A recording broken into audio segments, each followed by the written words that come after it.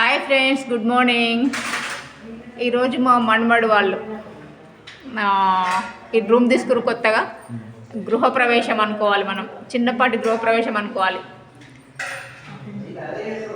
Friends ఇక్కడ దేవుడిని పెట్టుకున్నాం, దీపం వెలిగించాం, పూజ అయిపోయింది. నెక్స్ట్ వచ్చేసి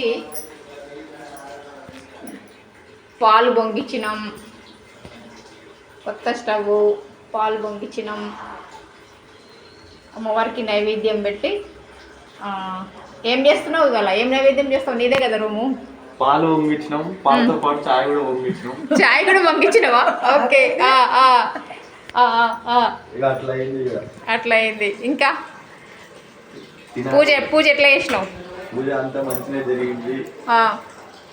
ఎందుకబ్బా అంత సర్దుతున్నావు? ఎందుకబ్బా షర్ట్ అంతా సర్దుతున్నావు? ఎందుకబ్బా?